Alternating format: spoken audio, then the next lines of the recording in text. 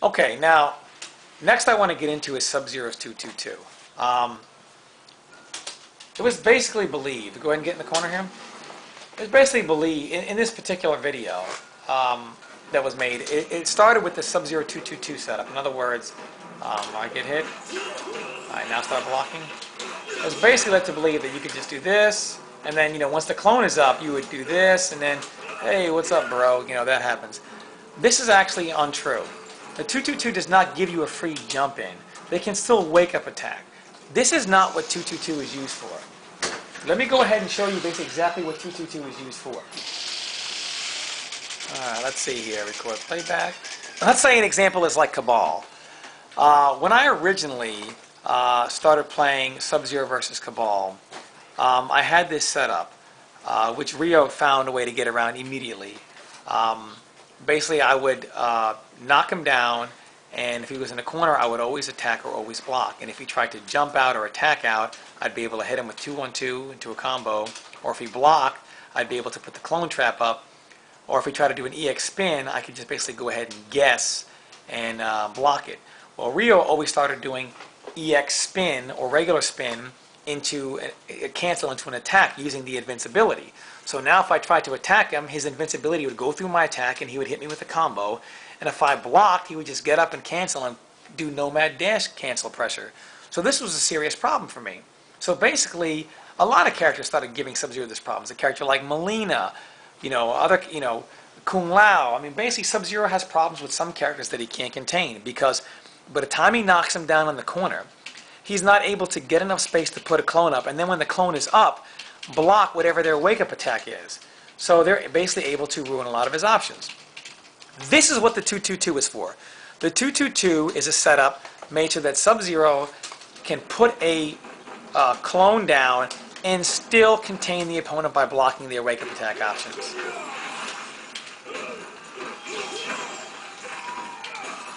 It freezes his buzzsaw, and I can block it.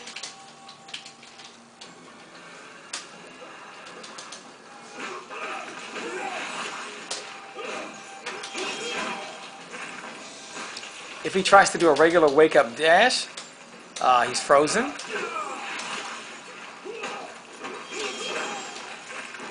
If he does a wake-up EX spin, he's still frozen.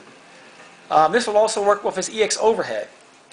And like I said, my old setup with Cabal, I would just, when I would knock him down, I would just basically back up in case he did the EX ground saw, ground saw I should say, because I don't want to jump over him. Because if I jump over him, even if he blocks, then he's out of the corner and then I'm in trouble.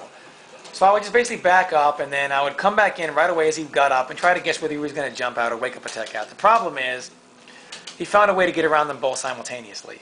And I've also had this problem with Melina players who I just wasn't, I would knock the Melina player down, I would try to back up and clone, and they would do a telekick or EX telekick or whatever, and they would just hit me every time. And this was a serious problem for mine. Here's an example of this here. You get the Melina player in the corner.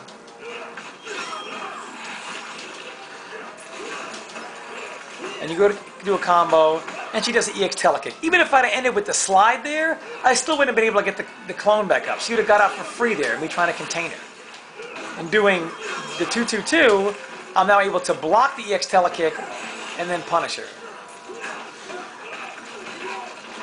So basically, this is a situation of, if I go ahead and end with 214, 224, or 214/224 slide, and the Melina player, I try to put that clone back up, the Melina player is going to get out of the corner every time with a telekick or an EX telekick, every single time. And if I decide to stand there and block to try to stop her from doing that, so I can block it, then she can just say, okay, get up and dash in and throw me, jump at me, whatever it's going to. She has options based on the fact that I can't contain her without getting hit. The 222 setup is character specific. It's made to have you contain the character while being able to block their wake-up attack. It's just made to have you get that clone up and allow you to block. In this particular situation, if Melina would have needed 3 bars to escape that, she lost 60% in trying to get out of the corner. And it would have taken her all 3 bars to break out there. And even if she had a breaker, after the EX freeze, I could have just jumped over her, kick, or something like that, and kept her in the corner. And even if she breaks, she's still back in the corner anyway with no bars. Now, if she only had 2 bars there, 2 or 1 bars, and she did EX telekick out there, she would have ate the initial combo damage, which put her in that situation. And then with only having 2 or 1 bars, wasting the EX telekick, she would have been unable to break the punishment combo after that. And this basically would have her lose 60% for trying to get out of the corner. Whereas doing anything else besides 222 clone, this would not allow her to be punished like that. And this setup is good because it also works against a character like Reptile, who, or even a Sub-Zero mirror who can EX slide out before you can put the clone up after 214 slide or just 214 back up. This presents mind games now, because now you can do 222 clone, and then you can read the player saying, like say Reptile, you can read the player saying, okay, the clone is up, I'm not going to go ahead and EX slide out, and then instead of blocking, you can dash in immediately and pressure because you can actually make that read. And this is something that you don't have off his other stuff. And this is what the 222 is for. The 222 is not to give you a free jump in because it doesn't exist. You need to just 222 and put the clone up, and it's made so that you can put your clone up and block whatever attack they do to allow you to keep containment and punish their wake-up attack at the same time. Also, I just want to put out, get in the corner here, we're going to do the same thing here now. And just in case you're wondering if she does a roll, go ahead and do a down back 4 as a wake-up attack here.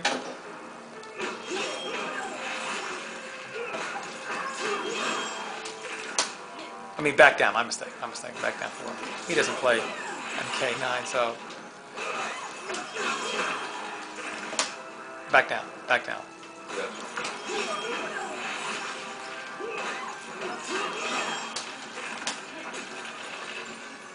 And do the EX version of that.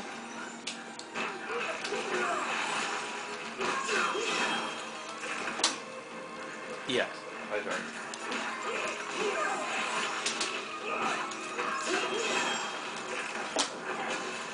He's still going to be blown up anyway.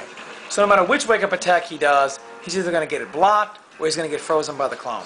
So if he's a Melina player and I knock him down in the corner, now I can get my damage. I can get my 29, 30, 33% damage on him, and make sure that he can't get out of that corner without being punished in some way, shape, or form.